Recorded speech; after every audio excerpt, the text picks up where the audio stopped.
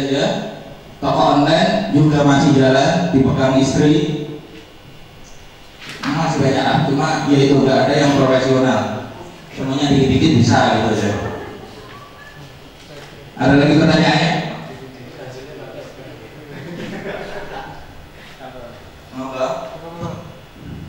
Iya mas, mungkin untuk saya coba email marketing itu format yang paling bagus atau istilahnya tautan yang selama masnya jalan itu yang gimana mas? Terus antara SEO dengan kita iklan berbayar itu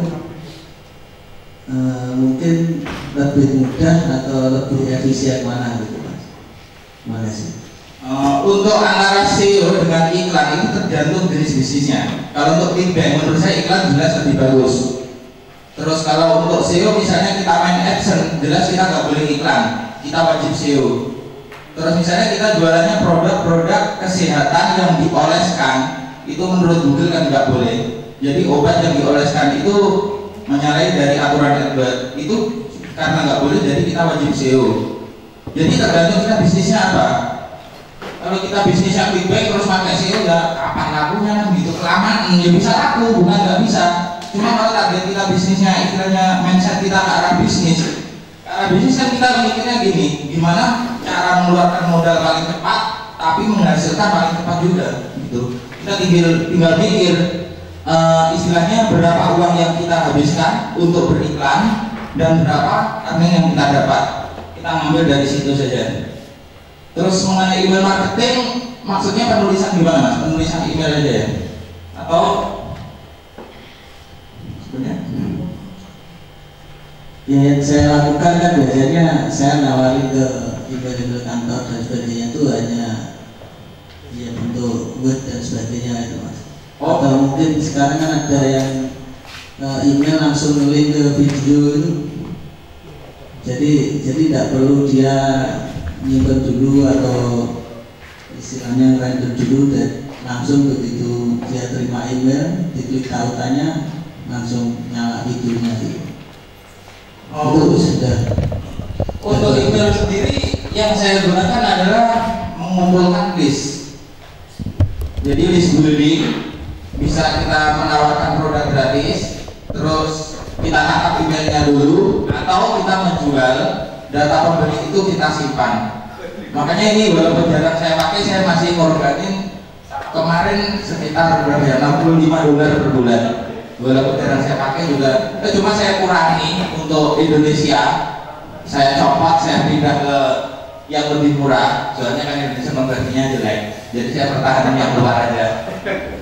Hari ini kita email kadang bukanya 10 hari lagi, jadi menurut saya sangat rugi menggunakan data export, saya pindah service lain. Sekarang tinggal yang $25 per bulan kalau nggak salah. Untuk penulisan ini cukup simpel kok. Saya nggak pernah pakai bahasa yang aneh-aneh ya. Ngopi aja biasanya dari yang jualan. Untuk produk offline seperti perkantoran dan sebagainya itu belum pernah mas. Terus terang belum pernah. Jadi nawarin email begitu. Jadi yang saya kirim email itu cuma dari subscriber. Soalnya kan kalau di internet marketing ya, produk-produk yang seputar bisnis online, kalau kita kirim email paksa gitu bukan ke subscriber itu katanya spamming. Jadi ya udah ikut etika dan saja. Orang luar biasanya kalau bukan subscriber kita kirimin email ngamuk mas. Tapi kalau Indonesia masih dia nggak begitu mempedulikan itu, cuma ya itu kadang nggak dibuka, langsung dihapus kan gitu. Untuk penulisannya cuma simpel kok. Biasanya saya copy dari produk apa yang dijual, saya copy dari link affiliate gitu saja. Nggak pernah rumit. Jadi saya bisanya kan cuma itu, jadi yang simpel-simpel aja. Kalau luar biasanya untuk email marketing menjual produk clickbait atau produk apa? Untuk sebelumnya yang saya jual adalah produk digital, tapi untuk sekarang saya coba untuk clickbait, yaitu metodenya simpel juga. Bentar, saya loadingnya lama nih. Ada yang wifi-nya bisa dinyala? Saya coba sini nggak bisa. Ini nebeng punya Mas Rafi. Free hotspot ya? Free hotspot 2. Free hotspot 2. Bentar saya coba ganti koneksi dulu ya. Nggak apa-apa. menggudangnya.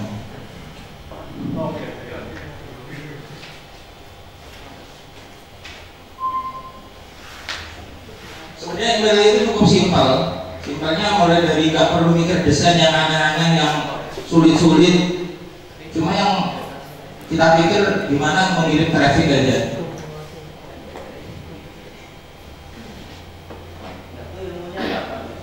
Gimana Mas? Ilmunya? Kita langsung prakteknya sebenarnya bisa. Nggak sulit kok. Yang sulit itu kalau kita istilahnya nggak langsung dicoba, itu kan sulit. Saya biasanya sebenarnya kan Mas, saya belum bisa program kan, belum bisa program. Waktu itu saya beli software di Warrior Forum. Itu software apa namanya saya lupa. Cuma saya penasaran ini bikinnya pakai apa. Saya googling waktu itu. Terus ternyata bikinnya pakai Ubuntu Studio. Harganya yang developer sekitar hampir $700 kan waktu itu. Saya nggak mikir ini saya bisa apa enggak. Saya mikirnya gini, orang ini bisa, saya pasti bisa. Saya beli utang waktu itu $700. Karena ini kan terpaksa saya harus bisa gitu. Saya orangnya serba nekat. Jadi ada yang bilang saya sedikit gila itu yang mungkin wajar. Masih Pak.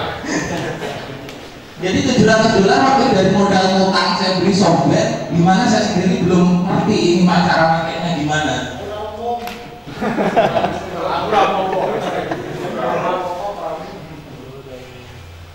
Untuk list building, saya kalau jelasnya itu susah, saya lebih senang suruh lihat aja lah gitu.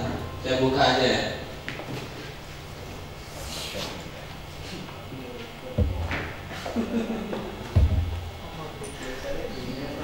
Soalnya kalau jelasin ini angel, ini apa itu saya kurang gitu ngerti ya. Jadi saya suruh langsung praktek aja, saya suruh lihat sendiri. Oh gini. Untuk nangkap email ini di luar ya. Ini rencananya untuk produk dating.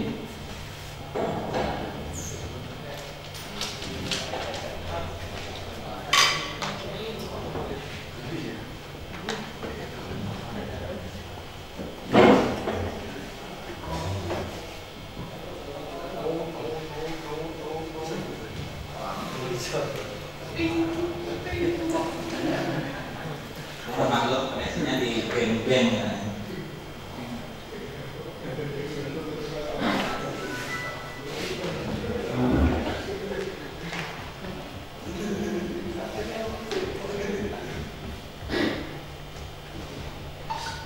Oh ya, untuk kemarin gimana? Jadi workshop bikin toko online-nya Mas?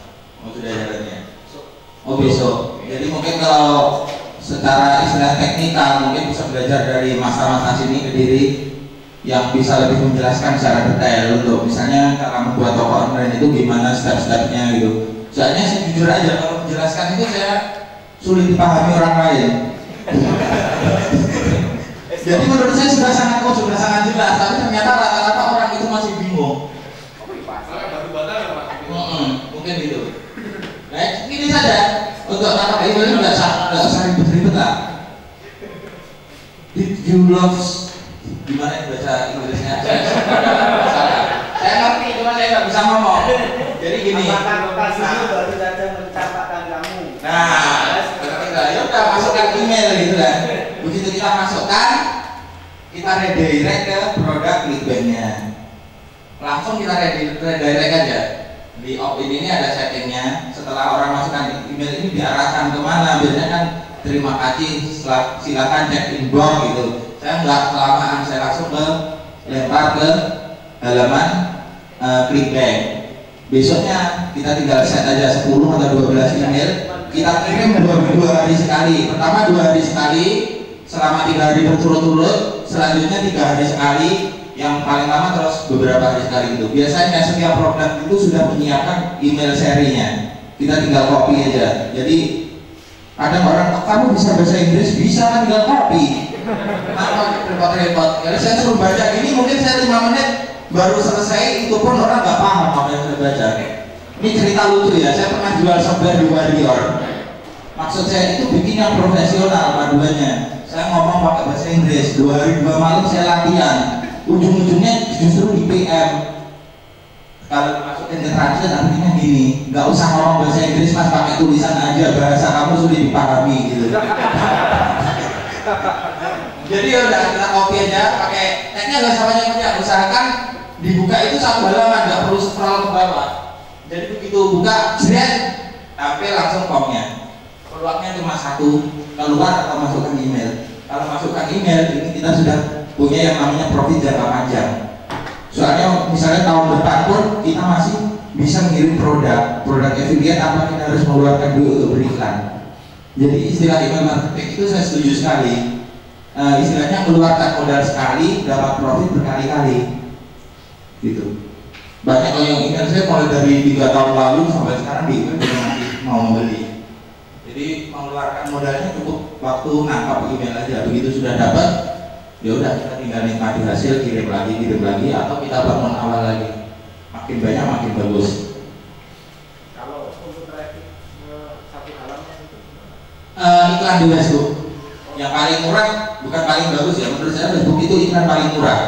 Soalnya di Facebook itu ada viral. Tapi kalau dari sisi konversi menurut saya sangat jelek. Jeleknya ya dari persentase antara jumlah visitor dengan yang kita dapat itu sebenarnya kecil kok. Cuma karena Facebook itu masih banyak bug, kadang satu iklan itu cuma di bawah 100, kadang 100, kadang 500, walaupun kadang dari satu klik itu sampai 10.000, tapi lebih sering dapat klik murahnya. Beda kan dengan AdWords kan lebih istilahnya mendekati sempurna. AdWords mahal sekali, terutama untuk keyword-keyword tertentu, kadang satu klik sampai puluhan ribu. Jadi di Facebook itu menurut saya saat ini adalah yang menurut saya bisa profit adalah sisi murah dan sisi viralnya. Di Facebook itu bisa lain. Yang pertama kita bisa beriklan tanpa website, keistimewaannya. Yang kedua lebih murah. Yang ketiga bisa viral. Yang seperti gambar yang saya buka tadi, bisa di sini bisa dibayangin. Andaikan satu klik itu nilainya Rp2.000, ini sudah ada berapa share? Berapa ribu share? Misalnya 4.000 share itu kalau misalnya saya dari satu share misalnya menghasilkan 10 klik, ini sudah senilai 40.000 visitor gratis. Kalau misalnya satu klik itu nilainya Rp1.000 gitu ya, itu sudah 40 juta kan nilainya. Itu keistimewaan Facebook, dia bisa menghasilkan visitor viral. Ada yang lain? Ngantuk ya?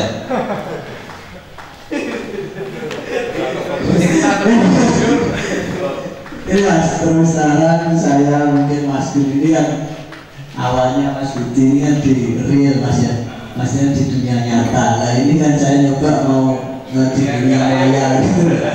Cuman sebenarnya mungkin nyata mas, cuman tahu-tahu sebenarnya sudah email ya munculin gitu. Nah munculnya gitu kan saya belum kena gitu.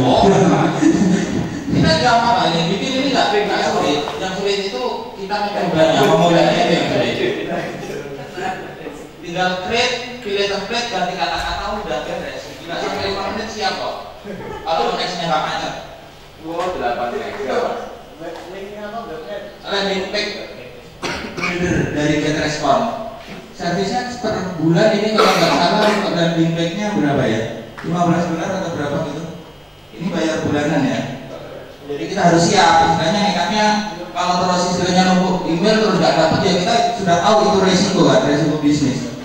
Tapi saya selalu memilih resiko daripada resiko kecil. Jadi kalau resikonya besar, saya tingkatnya lebih gede biasanya. Untuk landing page sendiri ini beda antara email, service email dengan service landing page itu beda. Landing page kita bayar per bulan, email kita bayar per bulan juga, tapi berdasarkan jumlah berapa emailnya. Kalau makin banyak berarti makin gede biaya yang harus dibayar. Nggak sulit untuk bikin form-form itu gampang. Kita tinggal gerak-gerak aja. Sambil nunggu loading mungkin ada yang mau tanya? Tanya Mas Budi. Yes. Ya, tanya Mas Budi untuk Facebook Ad. Yang mana akhir-akhir ini kan ada update. Ya. Itu sepertinya kalau mungkin untuk produk lokal itu tidak banyak ngaruh gitu, tapi banyak pengaruhnya itu adalah untuk produk-produk kita lokal. Nah itu mungkin analisa sementara ini menurut Mas Budi itu untuk budgetingnya, karena saya lihat ada kenaikan dan saya pernah baca itu ada yang menyebutkan bahwa budgeting pricing di Facebook Ads sekarang itu menggunakan pro rata. Iya. Benar. Untuk Facebook Ads kalau secara saya jawab jujur sekarang, saya jawab nggak tahu. Soalnya saya kena ame tiap hari. Tapi kalau secara gambaran yang pernah saya tes, itu kemarin kan juga waktu masih main itu kan juga sudah gitu kan diatur budgetnya. Jadi istilahnya kita bukan apa ya, istilahnya seperti apa? Untuk lokal maupun bukan sebenarnya kalau dalam menurut saya bukan masalah interlokalnya, tapi masalah produk. Rata-rata produk affiliate itu dibenci hampir semua ad service, kecuali memang ad service yang sudah disediakan khusus untuk affiliate. Seperti Google sendiri dulu kan mengizinkan untuk affiliate. Pertama launch, terus ke depan akhirnya juga nggak boleh. Mulai dari affiliate, MLM, money game dan sebagainya juga boleh. Dan sepertinya Facebook juga mulai mempertimbangkan hal tersebut. Itu ada poinnya kalau nggak salah di TOS-nya itu, produk-produk yang tidak diizinkan. Tapi untuk produk interlokal, misalnya produk lain, produk free dan sebagainya itu juga nggak masalah. Cuma yang saya lihat kemarin saya iklan produk lokal pun amin. Itu nggak tahu apa nama saya sudah di blacklist atau gimana. Untuk budgeting saya masih sama kok. Ya memang di depan itu mahal. Tapi selama ada konversi, saya nggak pernah mengeluh dengan kemahalannya. Saya nggak pernah dapat iklan murah kayaknya malah. Cuma selama konversinya masih bagus, istilah kita menghabiskan 1 juta sehari, kalau dapat 2 juta, saya nggak masalah satu klik berapa, yang penting untung gitu.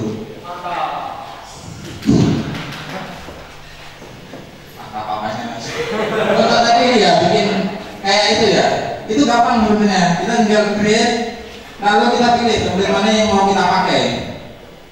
Misalnya yang contoh simple aja, kita pakai yang ini misalnya, mana ya, paling simple ini misalnya.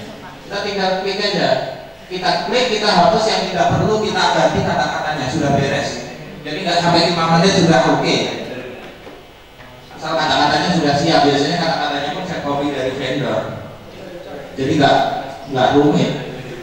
Itu tinggal klik-klik aja. Yang penting kita ada duit, itu sebenarnya gampang.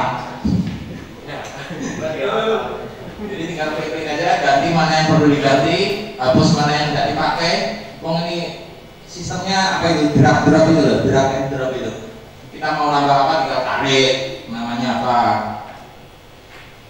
nggak rumit kok. Yang lain mungkin, yang saya tahu aja ya, kalau nggak tahu mungkin tidak tak jawab. Enggak? Saya mau menanyakan kenapa Mas Budi memilih get respon dibandingkan yang marketing lain, atau yang lokal kan ada profit center. Nah, soalnya email itu menurut saya sangat berharga, jadi saya memilih yang mahal menurut saya. Soalnya saya takutnya masuk di spam, walaupun get respon sendiri kadang masuk spam. Cuma dari profesionalisme mereka sangat profesional. Dari harganya yang mahal per bulan itu 25 ya kalau nggak salah, paling murah, atau $15. Jadi mereka lebih sering masuk inbox daripada spamnya. Jadi itu tadi profesionalnya, mereka sangat profesional. Cuma istilahnya mereka memang bergerak khusus di bidang email marketing, dan ini rata-rata dipakai para affiliate dunia setelah ABBR ya. Kalau ABBR sedikit kesulitan membeli. Terus get respon ini menurut saya paling mudah. Pertama paling mudah dipakai, termasuk fasilitas-fasilitasnya, mulai dari tracking, pembuatan form, setting thank you dan sebagainya, itu paling gampang. Selain itu untuk menjaga agar email kita itu tetap di whitelist. Soalnya kan kita untuk membangun email itu memerlukan modal yang besar. Jadi kalau fasilitas yang kita pakai misalnya kita nggak yakin dengan kekuatannya, kan sangat rugi. Kalau sampai di kemudian hari email yang kita bangun menghabiskan $100 misalnya, terus akhirnya nggak bisa masuk inbox, gitu kan, akhirnya rugi juga. Jadi mending yang bagus sekali ya, pisah dan nekat mau bangun dan pisah dan ambil duit juga. Yang lain dulu pernah nyoba apa ya, rapid response bot, itu dulu masih bagus. Cuma waktu email saya di atas 10.000, itu saya sekali kirim email, saya kirim 1, itu kadang satu orang bisa dapat sampai 5 email, 10 email. Nggak tahu itu apanya yang error. Dulu waktu masih di bawah 10.000 email itu masih bagus, tapi sekarang menurut saya sangat jelek. Makanya pindah ke GetResponse. Ya udah, kecuali untuk Indonesia saya bikin sendiri menggunakan server Amazon SES ya, Simple Event Service itu. Jadi mereka tinggal bikin terus servernya pakai SES. Kalau pakai server sendiri ya jangan harap lah, berapa hari pasti habis itu, dihabisi Google, gak bakalan masuk inbox. Kalau dari hosting sendiri kemungkinan. Kalau SES masih wajar, masih istilahnya kalau untuk lokal dari inbox rate-nya yang masuk inbox itu masih lumayan. Lagi pula lokal kan pembeliannya kecil, jadi tak apa-apa lah, mirip. Selain itu SES itu ngitungnya nggak berapa bulan sekali, tapi berapa email yang kita kirim dikalkulasikan. 1000 email kalau nggak salah 30 sen biayanya, kalau nggak salah loh. Jadi dihitung berdasarkan berapa ribu email yang kita kirim. Amazon SES di Google aja ya, Simple Email Service Amazon itu murah sekali. Kalau untuk luar tetap masih setia pakai GetResponse. Ada yang lain? Kalau sudah mungkin sudah sore ya. Belum deg-degan juga ngomong di sini. Monggo Mas. Dari Malang nih Mas. Dari Malang ya. Saya mau tanya tentang masalah adsense YouTube Mas. Saya ada pengalaman yang kurang menyenangkan waktu itu. Adsense partai YouTube karena itu sudah sampai 1000 video dan sudah menghasilkan, ternyata disuspend gitu. Suspend alasannya videonya atau adsense-nya? Videonya atau YouTube-nya. Kalau adsense-nya masih ada, alhamdulillah. Alasannya sih memakai video orang, padahal kita udah berusaha pakai bikin video sendiri. Kebetulan waktu itu pakai One Media yang fasilitas pembuatan video online. Setelah itu kita tinggal bikin akun baru jadinya. One Media yang slide-slide itu ya? Iya, yang ada mesinnya otomatis itu. Sekarang ini kita tinggal itu, kemudian juga memang ditutup tanggal 31 Mei ini. Akhirnya kita buka akun baru dan berusaha untuk membuat yang video yang asli, original ya, pakai Movie Maker. Dan kita masukin suara kita sendiri, yang tips-tips gitu. Ini sudah ya hampir 1000 video gitu.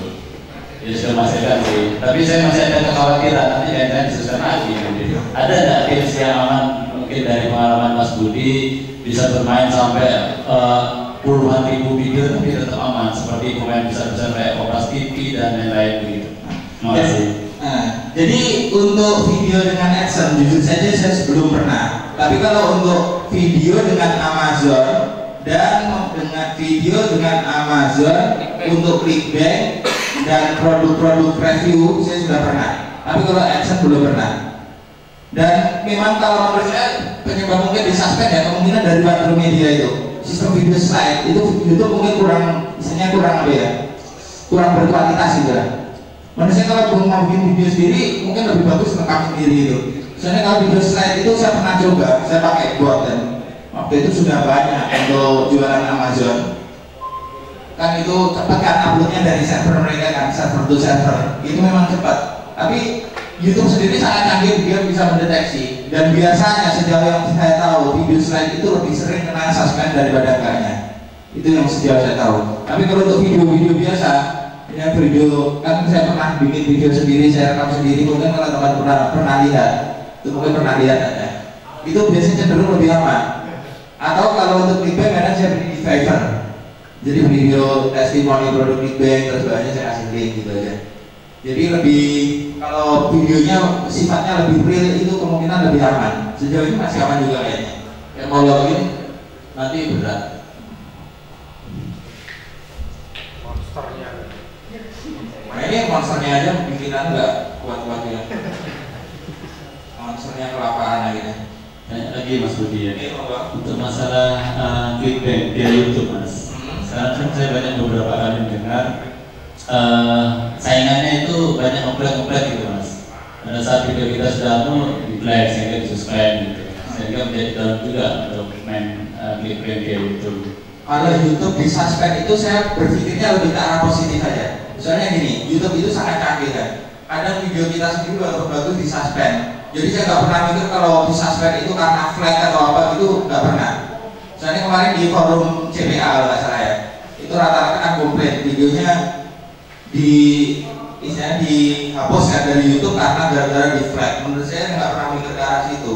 Kalau dihapus itu menurut saya ya dihapus karena sistem aja, bukan karena flagnya. Terutama untuk video-video yang itu kan dari CPA itu rata-rata videonya kan itu. Misalnya silakan dilihat movie, full movie, videonya durasinya 1 jam sampai 2 jam, terus gambarnya cuma orang gini aja doang, nggak jalan-jalan. Itu kan sering nemu itu kan. Itu sistem Google bisa mendeteksi sebenarnya sistem YouTube. Jadi walaupun nggak ada yang nge-flag, itu tetap aja bisa dihapus. Jadi kalau dihapus kita ke arah berpikir yang positif aja daripada mikir, oh ini di flag orang nanti bikin kita malas. Jadi kita mikir kalau dihapus ya berarti ketahuan Google gitu aja. Kalau itu action saya terakhir main tahun berapa sih? Tahun berapa ya kemarin di Bali itu? 2010 waktu itu 2011 ya. Setelah itu nggak main sampai sekarang. Waktu itu masih main. Yang lain sudah di band, saya belum.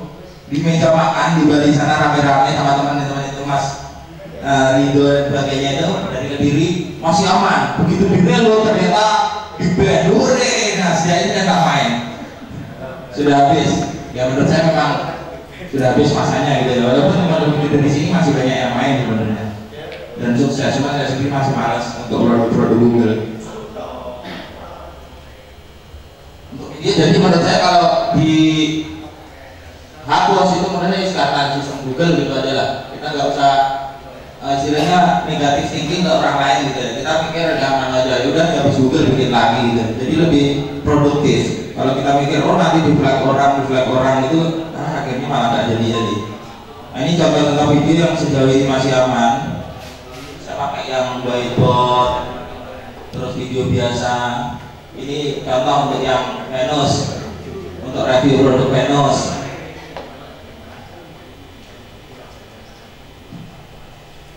Ini saya malah ngambil dari videonya orang, nggak bikin ya. Ini juga masih aman, walaupun nggak ada yang lihat. Tapi kalau mau coba saja, ini istilahnya bagus apa enggak kalau mau ada ini. Ini kalau beli di Fiverr $5 ya. Jadi daripada bikin slide-slide gitu, kalau istilahnya nggak bisa, mending yang bikin yang ini. Sebenarnya saya siapkan video khusus untuk anak. Tapi nggak usah lah, ini contohnya saja, saya kasih contoh video yang saya gunakan untuk main clickbait kurang lebih seperti ini. Tapi ini yang saya siapkan yang punya orang, saya download, upload lagi gitu. Model-model video ini biasanya lebih aman daripada slide. Nah, ini kan jelaskan, nggak tahu dia ngomong bener apa enggak, saya juga nggak bakal protes. Untuk optimasi ya, kalau optimasi cuma setting, terus di submit ke index itu apa yang namanya Google Service Submit atau apa, saya bookmark saya nggak apa ya. Terus kadang bookmark saja di link atau apa sosial media itu doang. Selanjutnya ya udah terserah pada nasib.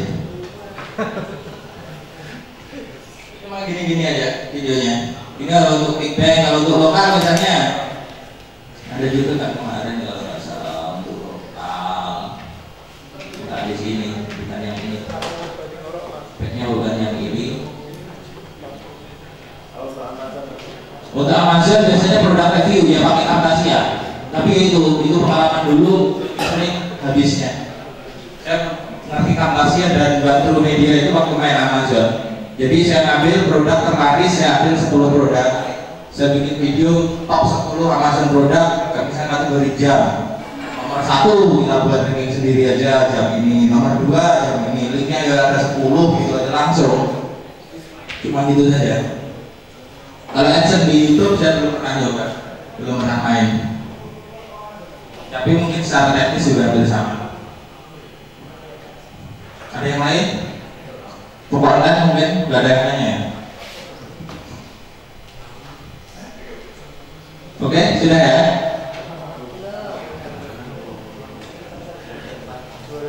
Monggo kalau ada yang tanya. Kalau ada yang saya tanya langsung buka gini ya. Soalnya kalau boleh jelaskan itu sahih.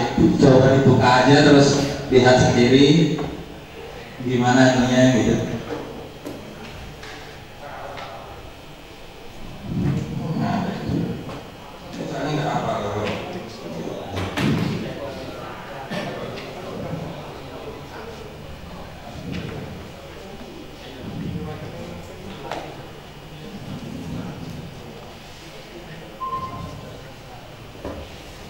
Mas, saya mau tanya Mas tentang toko online ya, yang Tokopedia. Teman-teman sekarang kan kebingungan juga ya di produk, kayak kebingungan saya jualan.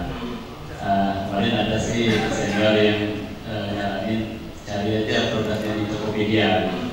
Cuman saya juga agak kebingungan cara kontak mereka yang sellernya itu. Lewat Tokopedia itu karena kontaknya nomor HP tak disertakan gitu. Dari cantumkan itu gimana Mas ya caranya? Untuk Tokopedia kan saya juga menggunakan untuk istilahnya berbelanja ya. Berbelanja di Tokopedia saya langsung beli Mas, saya stok di rumah. Misalnya Mas itu kan, jadi saya ngambil produk yang kira-kira harganya murah tapi punya daya jual tinggi. Terus kita masarnya juga nggak kesulitan. Untuk gambarnya saya ambil Noshap itu harga belinya 3.000 tapi bisa dijual 30.000. Jadi saya berani beli banyak. Saya beli 100, kemarin beli langsung 300 biji gitu. Saya stok aja di rumah. Kalau 300 biji itu nggak banyak kan modalnya.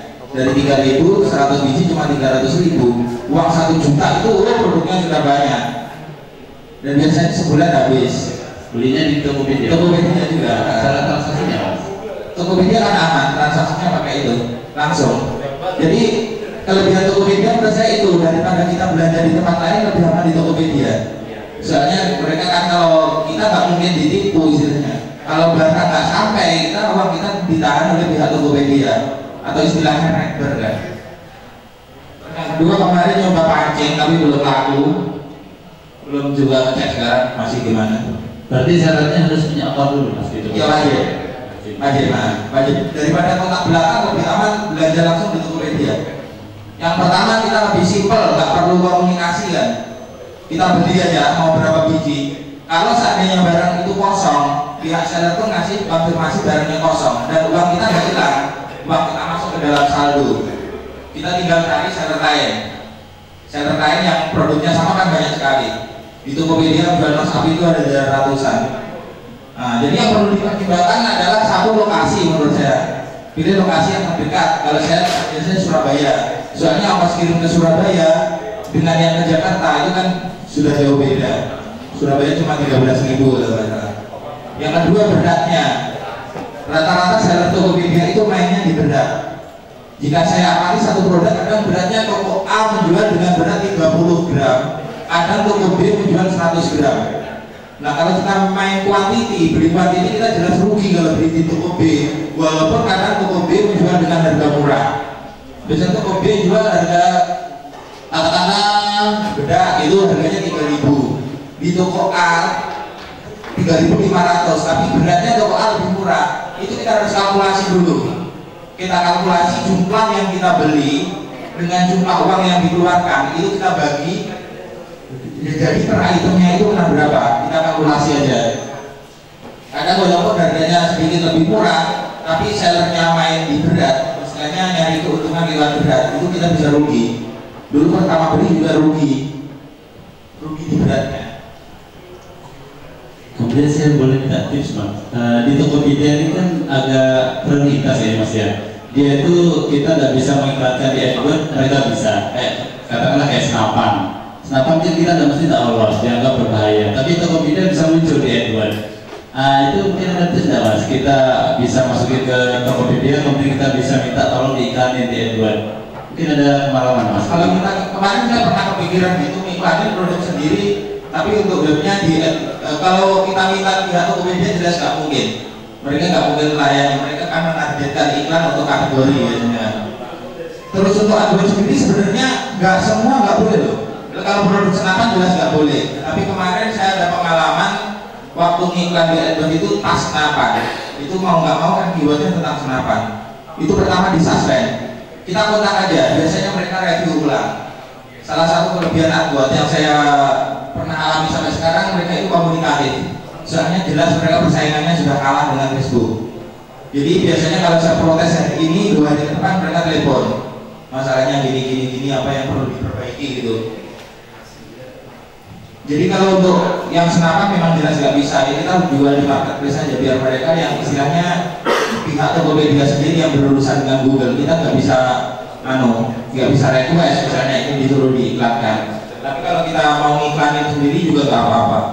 Tapi resiko tetap sama sebenarnya. Cuma biasanya kalau agensi itu kalau ada masalah komunikasinya lebih cepat, telepon biasanya.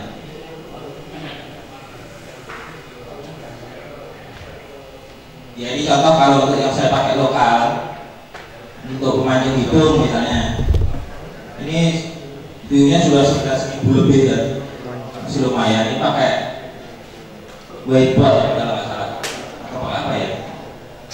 Nah, ini tapi ini masih aman. Ini kemarin pakai apa ya bikinnya?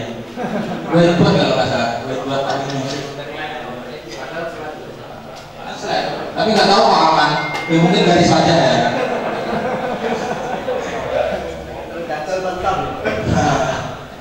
Ya udah simpel-simpel gini aja. Tapi biasanya rata-rata produk yang saya pakai itu pakai whiteboard. Kalau enggak ya udah pakai orang beneran kuliah di Fiverr kalau luar negeri. Kalau ngomong bahasa Inggris saya sendiri jelas nggak mungkin. Bukan orang mau beli nanti malah jijik ya. Tapi komennya mesti oke malah. Iya mungkin komennya banyak tapi tadi mati semua.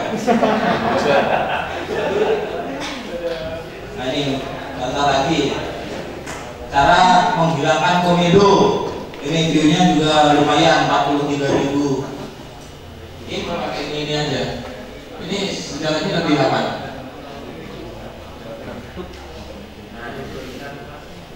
Oh udah gitu. Ini pakai whiteboard. Ini sparkle ya Pak. Sparkle. Yang mudah itu sekarang yang video makro ya, tapi itu terbatas sekali. Masih bagusan yang sparkle. Cuma kalau tanya ini videonya gede. Kemarin saya coba untuk video 1 menit yang HD itu sampai 130 MB kalau nggak salah. Padahal saya coba dengan slide yang hampir sama di video makro itu cuma 8 MB.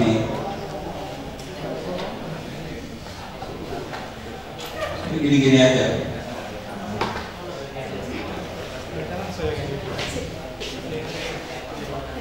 Ini contoh video marketing yang saya jalani ya. Ini akan lihat sendiri aja dan saya nggak perlu jelasin banyak-banyak.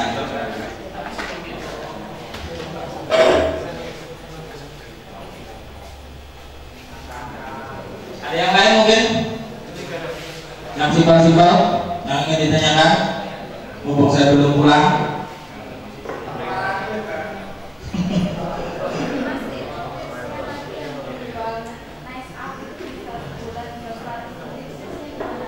Tipsnya cuma satu. Saya pakai iklan, itu aja. Ya iklannya saya gedein. Jadi yang dinamakan jualan kayak yang saya jelaskan pertama kali itu.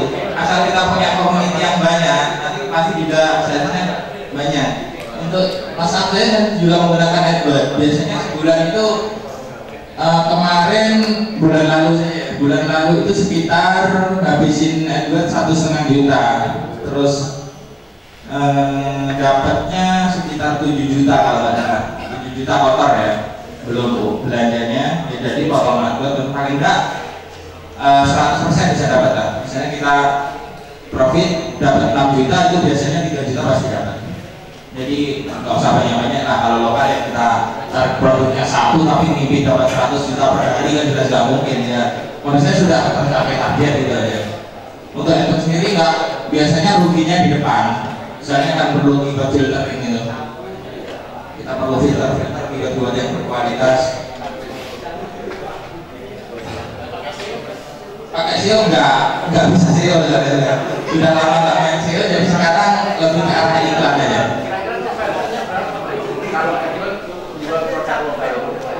Tergantung produknya mas. Untuk rasa sendiri kebetulan konversinya menurut saya lumayan bagus. Walaupun 1 bulan pertama saya rugi. Terus kita filter. Kalau iklan itu yang perlu kita pertajam adalah ilmu analitiknya menurut saya. Jadi kita perlu tahu keyword mana yang konversinya bagus, keyword mana yang merugikan. Terus keyword ini kalau pakai AdWords ya. Kalau pakai Facebook mungkin kita hajar aja murah. Jadi lokasinya saya target di Indonesia saja, walaupun saya dapat membeli dari luar negeri. Jadi ya udah saya banyak kalau untuk misalnya produk yang susah, istilahnya di AdWords ini susah. Ini kan akhirnya saya buat video. Kalau SEO saya nggak pakai dalam SEO, dari dulu selalu gagal, selalu kalah. Jadi ya udah nyoba aja di Google. Kalau di Google kita bayar pasti nomor 1 nanti. Nggak usah mikir nih buatnya apa, udah kita bayar aja nomor 1 ini. Dan kalau di AdWords menurut saya itu ya untuk toko online paling tidak kita pertama menguasai Google Analytics. Ini mungkin menurut saya sangat berguna sekali. Google Analytics ini kan punya Google juga. Yang kedua kita pasang STT2 atau Search Tag atau apa itu punya Mas Purwadi. Plugin ini gratis. Untuk apa manfaatnya? Di sini saya nggak beritahu saja ya. Ini sharing. Kalau berguna ya monggo dipakai, kalau enggak ya nggak apa-apa. SEO term ya. Nah dari sini kalau untuk misalnya di AdWords itu kan nggak selalu berhasil. Kadang produk walaupun pencariannya banyak, konversinya jelek. Peluang terjelek di AdWords itu menurut saya masih untung karena kita dapat list keywordnya. Di sini kita ambil list keyword. Di sini kita ambil nilai 500. Keyword mana yang paling banyak diklik kita SEO kan atau kita buat video, itu aja. Jadi kita nggak perlu riset. Soalnya kalau riset itu kadang salah. Jadi kalau ini pasti fix. Alat pemancung hidung dapat 586 klik. Kalau di AdWords kita nggak untung, tembak keyword ini. Kalau kita bisa nomor 1 pasti grafiknya banyak. Soalnya kan ini murni dari segar. Yang kedua dengan analitik. Google Analytics. Sebenarnya dari kemarin saya buat di Portal sudah saya buat premium traffic filtering. Nah ini membahas analitik cuma sudah saya hapus. Ya udah nggak jadi, sudah nggak ada. Premium traffic filtering ini yang memfilter premium traffic. Jadi kalau yang iklan menurut saya yang kita perlu pertajam itu analitiknya. Asal kita yang paham modal biasa, iklan itu kan memakai modal. Yang kedua analitik, soalnya kita nggak mau uang yang kita keluarkan itu sia-sia. Jadi kita perkecil, biasanya iklan itu rugi di depan tapi profit di belakang. Itu sejauh yang saya tahu. Terus ditambah ilmunya Mas kemarin kayak kemarin yaitu remarketing mungkin belum saya coba, sudah saya coba sih cuma masih belum jalan menggunakan AdRoll. Contohnya, untuk kemarin yang nggak hadir mungkin bisa tembak Mas Wendy nanti habis sesi ini atau remarketing itu apa. Saya kasih contohnya aja karena Facebook saya ame melulu. Kemarin saya coba tes di AdRoll, tapi karena traffic saya kecil, jadi ya AdRoll sendiri nggak bisa nampilnya juga kecil. Cuma untuk AdRoll menurut saya masih terhitung mahal. Entah tapi kalau notice yang dapat sudah banyak mungkin bisa sedikit lebih murah. Tapi untuk yang subisnya dikit, ini hasilnya dikit. Ini saya dapat juga dari Kediri loh. Jadi lumayan manfaatnya. CTR-nya masih kecil juga. 4 klik sampai $1 lebih. Tapi nggak apa-apa, ini saya pakai free coupon, jadi nggak bayar. Kalau mau coba kemarin ilmu remarketingnya mungkin bisa dicoba di AdRoll. Kalau yang punya Facebook lebih bagus, karena Facebook lebih murah. AdRoll sendiri third party ya, jadi dia kerjasama dengan Facebook. Mungkin ada yang lain atau sudah habis? Enggak. Soal harga tadi ya, karena ya terhitung gila banget kan ya, sangat mahal nanti. Harga penentuan harga tadi Mas. Harga produk lokal ya. Lokal. Yang lokal itu yang membuat Anda mempertimbangkan harga yang sangat tinggi itu seperti apa ini? Oke. Ini sebenarnya kemarin sudah pernah dibahas, tapi ya saya ulangi aja. Menentukan harga, pada dasarnya katakan kita itu bingung, kenapa kita ngambil untung gede, nanti siapa yang beli kan gitu. Pertama yang pertama kita pikirkan adalah bahwa target kita itu sudah beda. Untuk contoh saja, 1 botol aqua misalnya itu kan di toko tepi jalan itu harganya mungkin 2.000. Tapi begitu dia masuk misalnya di swalayan yang agak gede, misalnya Alfamart, itu harganya bisa 2.500 walaupun produknya sama. Itu mungkin bisa lebih mahal lagi kalau masuk di hotel. Sama-sama aqua, ukurannya sama, mereknya sama, mungkin ini bisa sampai 5.000 1 botol. Nah, Ini kalau sampai masuk di pesawat bisa 30.000 di botol. Produknya sama, walaupun produk sama, merek sama, kemasan sama, tapi dengan target yang beda itu sudah memberikan hasil yang berbeda dengan harga yang berbeda. Begitu juga dengan kaos A, misalnya di Tokopedia 3.000. Terus kenapa saya berani jual 30.000? Karena saya membaca segmen pasarnya sudah pasti. Kadang orang, nggak semua orang suka harga murah. Saya tahu di Tokopedia harganya 3.000 terus kebeli sana dia semua kan gitu. Mungkin kita mikirnya ke situ, tapi enggak, kita harus bisa membantu marketnya. Target kita itu siapa? Makanya kenapa saya nembak Google, saya tembak keyword premium, keyword yang menurut saya itu bagus, yang kemungkinan yang membeli orang kaya isinya gitu kan. Jadi kalau kita di AdWords itu kan banyak keyword. Kalau di Facebook kita tembak orang yang istilahnya duitnya gede. Misalnya gini, saya kebetulan nggak punya Facebook jadi nggak bisa praktek, saya jelaskan aja. Kita mau jual kaos 100.000. Siapa yang mau beli? Jelas orang yang kaya. Bagaimana kita tahu orang itu kaya? Kita targetkan dulu umurnya. Misalnya umur 40 misalnya, 40 tahun, ini contoh saja. Contoh belakang nanti di aplikasi sendiri. Orang yang umur 40 tahun secara ekonomi dia sudah mampu. Dia ada penghasilan tak dari suami atau 30 tahun mungkin ya. Yang kedua dia lulusan university misalnya. Dia sempat kuliah, berarti dia paling tidak sudah kaya. Untuk kalau kita tahu nama sebuah perusahaan yang gede, misalnya Pepsodent gitu, kita tambah dia bekerja di Pepsodent, dan itu kan ada kan targeting seperti itu di Facebook. Jadi kita tembak usianya oke, klop 30 tahun, paling nggak dia sudah punya suami kan, dia pengen cantik, biar suamiku nggak lirik orang lain gitu kan, mungkin kita mikirnya gitu aja lah simpelnya. Dia misalnya lulusan universitas apa, kita masukkan targeting koligraf ya, koligraf juga atau apa itu bahasa Inggrisnya. Soalnya Facebook saya settingnya bahasa Inggris tapi saya nggak ngerti, cuma apa lokasinya. Terus yang ketiga kita tembak misalnya dia kerja di mana. Jadi kalau dia bekerja secara ekonomi dia sudah masuk. Dan biasanya orang yang istilahnya orang kaya itu alergi kalau beli barang murah. Dia tahu harga 100.000. Terus di toko lain ada harga 2.000, dia pasti, saya berani memastikan, pasti pilih yang 100.000. Soalnya pasti gengsi. Orang kaya itu gengsi kalau beli barang murah, walaupun itu sebenarnya sama. Jadi yang perlu kita pertimbangkan adalah bukan berapa harga yang kita jual, tapi segmennya mana gitu loh. Jadi kita pertimbangkan segmen aja, kita jual dengan harga segini, kira-kira segmennya mana. Ya di toko, kalau saya jual tas ayam di desa saya 100.000 ya saya digebukin orang mungkin. Wong toko sebelah cuma 30.000. Tapi kalau saya jual misalnya di area Kalimantan itu bisa laku. Soalnya di sana secara ekonomi sudah gede, sudah maju, terus duit 100.000 itu terhitung kecil. Belum lagi masalah di sana nggak ada stok kan gitu. Atau orang yang ilmu marketing itu jadilah menjual air di tengah padang pasir, walaupun air itu murah bahkan gratis, tapi kalau kita jual di tengah padang pasir itu pasti lakunya gede. Jadi ilmu marketing lebih kurang seperti itu. Kita cari segmen-segmennya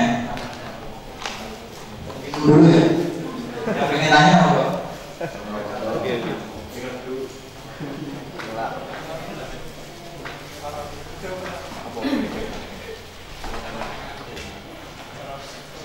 Ada lagi mungkin? Sudah habis ya? Masih ada 10 menit?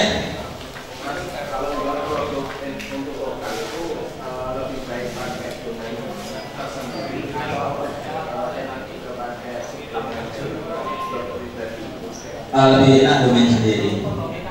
Jadi lebih istilahnya kalau perusahaan yang sudah gede itu yang digalakkan kan brand honest gitu, membangun sebuah brand. Begitu juga kalau kita misalnya mau jualan, kita juga nembak itu juga, walaupun dalam skala kecil brandnya. Kita gimana biar istilahnya brand kita ini selalu terlihat oleh customer. Nah, dangdut itu kan enak di dangdut. Terus kalau ada temannya tanya belinya di mana, di dangdut. Terus kalau misalnya kita pakai suplemen, beli masak di mana, dijual alat pemancung hidung murah.blogspot.com, itu kan susah. Jadi